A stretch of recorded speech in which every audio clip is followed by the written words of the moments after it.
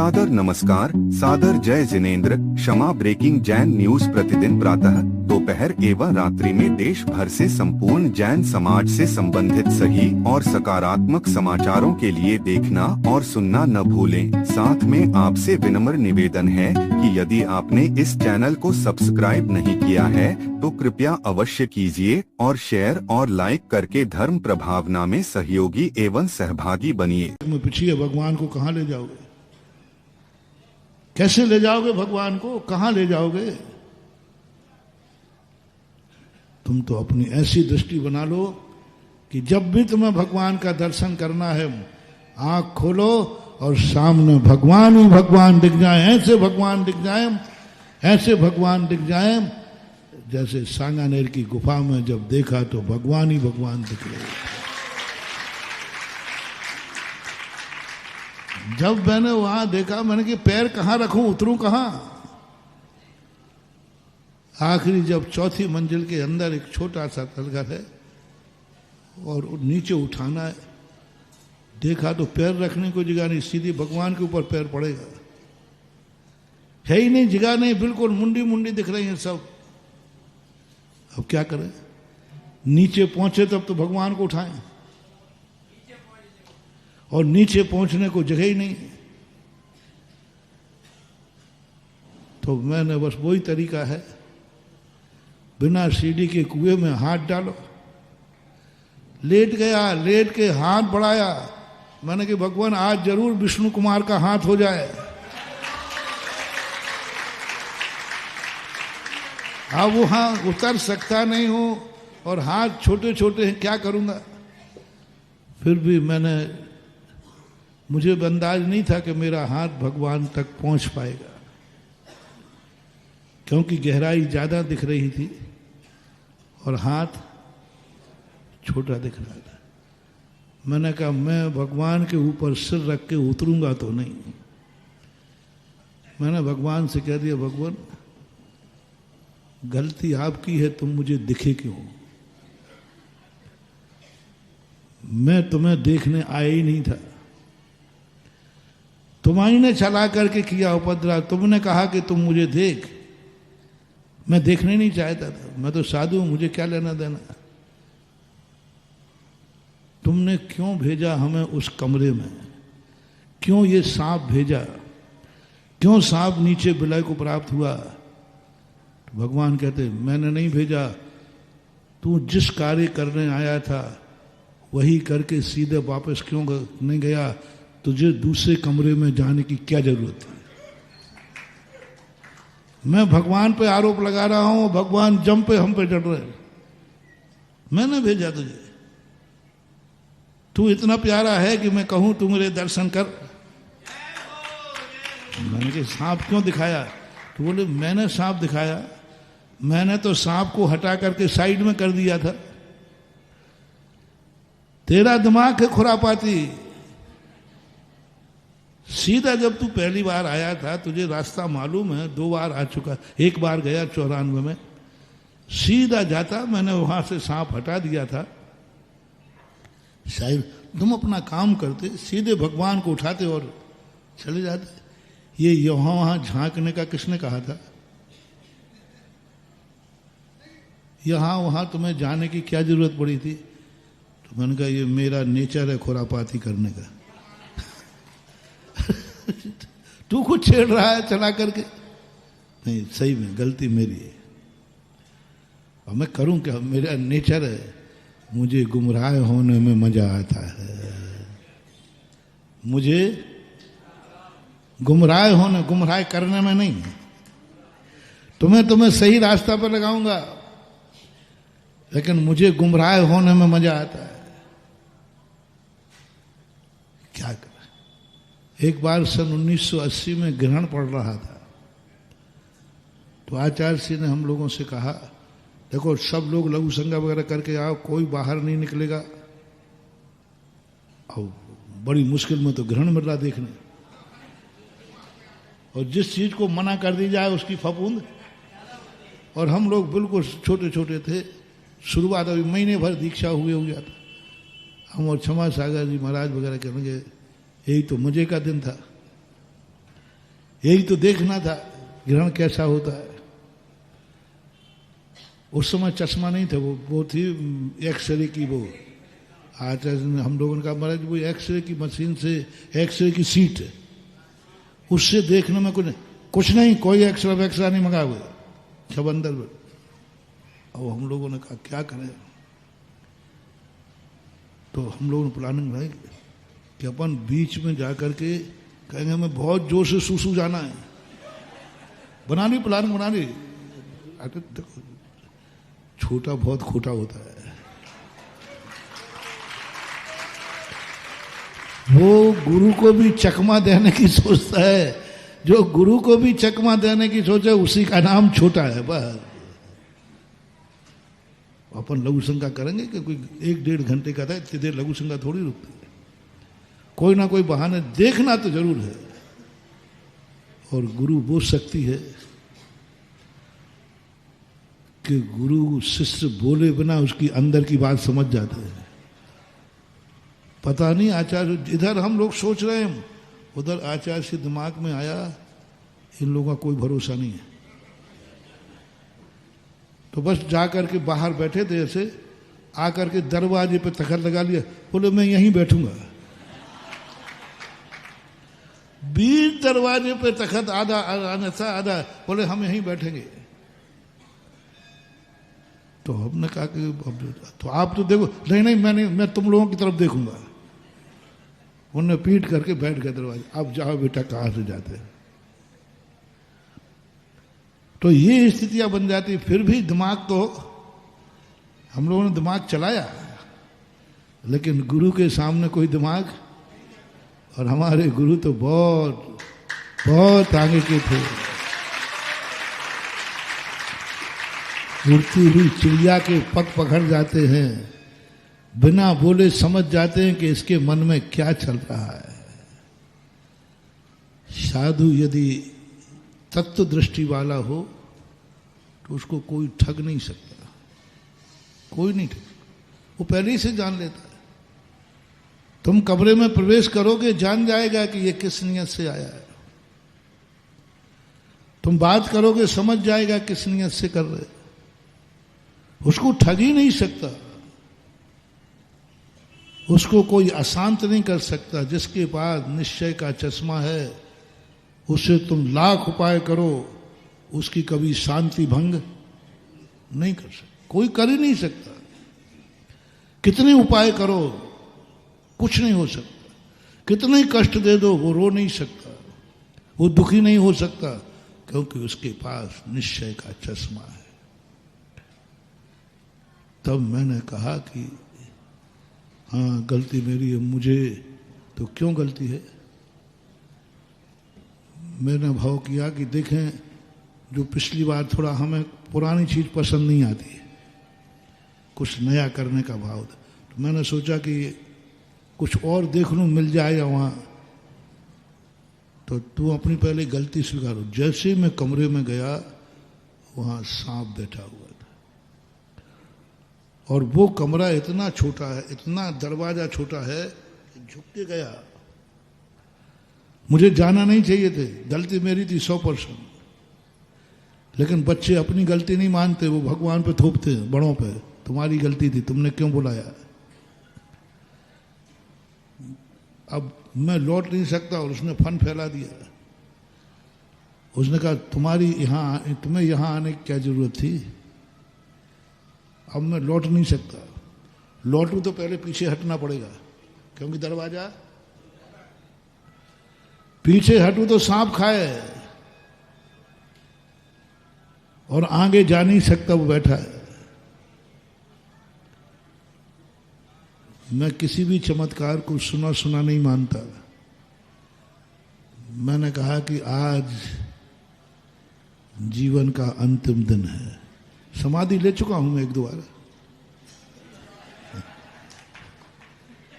समाधि होने के बाद लौट के फिर आ गया हूं, देखो तुम्हारे सामने बैठा हूं। और मैंने कहा आज कोई भी ताकत मुझे बचा नहीं सकती, क्योंकि मैं आगे बढ़ूंगा ये कार्य का, और पीछे जाए बिना कोई दरवाजा है ही नहीं। मैंने समाधि का प्रणाम किया और बस मैंने कहा मैंने जिंदगी में भक्तांबर पढ़ा है, मैंने मानतूंगा मैंने भगवान मैंने पढ़ने के लिए नहीं पढ़ा था, आपका भक्तांबर सही है कि झूठा है, आज परीक्षा हो जाएगी। और बस मैंने आंख बंद करके कहा रक्ते क्षणम समिद कोकिल कंठ नीलम क्रोधोद्धतम फण नमो फण माप तंत्रम आक्रामति क्रम योगे निरस्त संख्य त्वन्नाम नाग दमनी हृदय पुंसाम। बस इसका ध्यान करने लगा, अंदर ही अंदर बुदबुदाने लगा। मैंने तो आंख बंद कर ली डर के कारण, और बस मैंने आंख बंद की, 2-3 बार पड़ा होगा, और वो मेरे पैरों के नीचे से निकला। अभी मुझे पता नहीं, जाते समय उसने ऐसी पूंछ मारी मेरे पैरों के दोनों पैर बीच में, मैंने कहीं खा लिया। मारी क्या थी उसने, वो तो बाद में पता चला। हमने तो यही माना कि उसने काट लिया, जैसे काटा तो मैंने कही ठीक है, अब चलना तो है ही ऊपर। जैसे देखा तो पैर में कुछ भी नहीं था, मैंने कि निशान तो दिख ही नहीं रहे। पीछे मुड़ के देखा तो वो जा रहा था। अरे वो पूंछ मार के गया और ये कह के गया डरपोक कहीं का। डरता है तो यहां वहां देखता क्यों है, और जब देखता है तो फिर डरता क्यों है, सामना कर। हाँ, कई लोगों की आदत है, खुरापाती तो कर देते, बाद में डरता है अब क्या होगा। हिम्मत नहीं थी तो यहां वहां देखा क्यों, और हिम्मत थी तो फिर डरा क्यों। बस जैसे वो कह रहा हो, अब देखना, अब उसने ऐसे ये कहा जब हिम्मत नहीं थी तो यहां वहां क्यों, चुपचाप अपना काम करो और पधारो, खुरापाती क्यों करते हो यहां की है तो फिर डरते क्यों। जैसे वो सांप हमसे बोल रहा हो, फिर थोड़ा सा जोश आया, उसका पीछा किया। पीछा करके जब वो जहां घुसा वहां पर कोई भी चीज का सुराग नहीं था। मैंने कि कहां समा गया, देखा तो थोड़ा सा एक स्थान था, 3 उंगली जा सकती, उसमें चला गया। अब मैं भी कम नहीं हूं, डर तो जाता हूं, लेकिन थोड़ी देखो ज्यादा गड़बड़ नहीं कर, थोड़ा थोड़ा डरता हूं, पूरा नहीं डरता। फिर बाद में निश्चय नहीं आता है, कौन मार सकता है, तेरी हिम्मत हो तो काट के दिखा। अब क्या काट के दिखा, पहले तो हवा खिसक रही थी, जब वो निकल गया तब आ रहा कि काट के दिखा तू मुझे, मैं मर ही नहीं सकता। अरे पहले क्या हो रहा था, जैसे उठाया तो वो मूर्तियां, पत्थर उठाया, नीचे ऐसी मूर्तियां गिनी नहीं सकते, सीढ़ी से दिख रहे। अब मैंने भगवान पे आरोप लगाया, भगवान आपने सांप भेज करके मुझे दिखाया क्यों, दिखाया है तो मैं आपके ऊपर पैर रख नहीं सकूंगा। यदि मैं नीचे कूदता हूं तो आप पे पैर रखा जाएगा, आप दर्शन देना हो तो दो, लेकिन मैं पैर रख करके नीचे नहीं आऊंगा। मुझे दर्शन नहीं होगा तो नहीं होगा, लेकिन पैर तो नहीं रखूंगा। और हाथ इतना गहरा दिख रहा कि हाथ उठा ही नहीं सकते। फिर भी बच्चों जैसा मैं लेट गया और लेट करके हाथ बढ़ाया।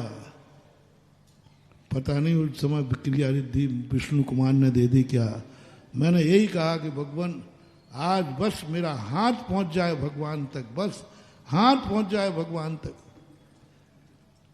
मैंने कभी और कुछ नहीं चाहिए, मेरा हाथ पहुंच जाए भगवान तक। और बैठ ऐसे ऐसे कर रहा हूं, आखिर एक भगवान की मुंडी पकड़ में आ गई और बस जैसी पकड़ी, मैंने कहा अब आप हमें नहीं खींच सकते, हम आपको खींचेंगे। ये उदाहरण मालूम किसको दे रहा हूं मैं? समय सार पढ़ रहा हूं, निश्चय नय के चश्मा लगा है, जहां देख रहा हूं वहीं वहीं भगवान ही भगवान दिख रहे हैं। कहां जाऊं मंदिर में, कहां खोजूं सिद्धालय में, जहां आंख उठेगी वहीं भगवान का रूप दिखता है, यदि निश्चय का चश्मा लग जाए तो। और निश्चय के चश्मा में इतने भगवान दिखते, इतने भगवान, जितने जीव हैं वे सब भगवान का रूप दिखते हैं। ये चमत्कार आज तक कभी हुआ नहीं। ये है निश्चय नय का चमत्कार। एक बार दृष्टि में आ जाए, एक बार हमारे ज्ञान में उतर जाए। भगवान कुंद कुंद स्वामी कहते बस तेरी दृष्टि में चमत्कार करना है, तेरे ज्ञान को चमत्कारी करना है, दुनिया को हमें चमत्कारी बनाना ही नहीं है। तेरा ज्ञान चमत्कारी हो जाए तो ये सारा जगत शुद्ध स्वरूप में दिखेगा। अभाव में सद्भाव की अनुभूति, इसको बोलते हैं द्रव्य दृष्टि, द्रव्य की योग्यता। जो विगत कई दिनों से हमारा प्रवचन चल रहा है, किसी भी कार्य करने के पहले आप पहले उस द्रव्य की योग्यता देखिए, और द्रव्य की योग्यता निश्चय नय से ही दिखेगी महानुभाव। निश्चय नय के बिना कभी द्रव्य की योग्यता दिख ही नहीं सकती। आज के बालक में कल का रूप दिख ही नहीं सकता। आज के बालक में तुम कल का रूप देख ही नहीं सकते। मात्र निश्चय नय ही दिखाएगा। निश्चय नय सिद्धों में लागू नहीं होता, निश्चय नय अशुद्धों में लागू होता है। वो तो शुद्ध है ही, उनको क्या शुद्ध देखना, वे तो शुद्ध हैं, उनको क्या देखना, वो तो कोई चमत्कार नहीं है। अशुद्ध उपयोग में बैठ करके, अशुद्ध दशा में बैठकर शुद्ध की अनुभूति करने वाला समय सार की एक एक गाथा में क्या क्या दिखा रहा है वो। अहमिक को खलु शुद्ध, कहाँ हूं शुद्ध, कहाँ हूं अकेला, इतने सारे लोग बैठे हैं, भीड़ में भी अकेले की अनुभूति। अज्ञानी हूं और कह रहा मैं ज्ञानमयी हूं, अज्ञान में ज्ञान की अनुभूति। अज्ञानी है और अनुभव में आ रहा है मैं ज्ञानी हूं। अज्ञानी है, अपन सब अज्ञानी है, लेकिन निश्चय नय का चमत्कार देखो। जैसे ही निश्चय नय में गया, तू तो ज्ञानी आत्मा है, तू तो ज्ञानी आत्मा है। अशुद्ध हूं, द्रव्य अशुद्ध है, गुण अशुद्ध है, पर्याय अशुद्ध है, मन वचन काया से सब तरफ से अशुद्ध है। निश्चय नय चश्मा लगा ले, तुझे सब कुछ, पर्याय भी शुद्ध, द्रव्य भी शुद्ध, गुण भी शुद्ध, सब शुद्ध दिखने लग जाएंगे। ये है निश्चय नय। निश्चय नय का अर्थ है द्रव्य की शक्ति देखना है। तुम्हारा भावी रूप क्या है, तुम भविष्य में क्या बनोगे, ये निश्चय नय के चश्मा से देखना। कुंद कुंद समंत भद्र महाराज ने कहा इस पाषाण का भविष्य क्या है, मैं जहां मस्तक झुका रहा हूं भविष्य क्या होगा, मैं जिसे देख रहा हूं इसका भविष्य क्या है, जो मैं कर रहा हूं इसका भविष्य क्या है, जो मैं बोल रहा हूं इसका भविष्य क्या है, जिसको मैं आशीर्वाद दे रहा हूं इसका भविष्य क्या है, मैं रोटी खा रहा हूं इसका भविष्य क्या है। कुछ भी, जो कुछ भी तुम्हारे पास है उसका भविष्य क्या है। सर्वज्ञ भगवान है नहीं हमारे पास, और हमें भविष्य जानना है। जिस चीज का भविष्य जानना हो, कल क्या होगा, मैं मरने के बाद कहां जाऊंगा, जो भी जानना है, आप निश्चय नय की साधना शुरू कर दीजिए। जैसे ही आपको निश्चय न्याय का अनुभव होगा, आपको भावी पर्याय स्पष्ट दिखने लग जाएगी। आज ही इसी समय भावी पर्याय तुम्हें रूप दिख जाएगा। Kshama breaking Jain news YouTube channel पर विज्ञापन देकर धर्म प्रभावना में बने सहभागी। विज्ञापन देने हेतु संपर्क कीजिए मोबाइल नंबर 9026900740 एवं समाचार एवं वीडियो भेजने हेतु WhatsApp number 9335236222। Kshama breaking Jain news YouTube channel देखने के लिए आपको बहुत बहुत धन्यवाद। सादर प्रणाम, सादर जय जिनेंद्र।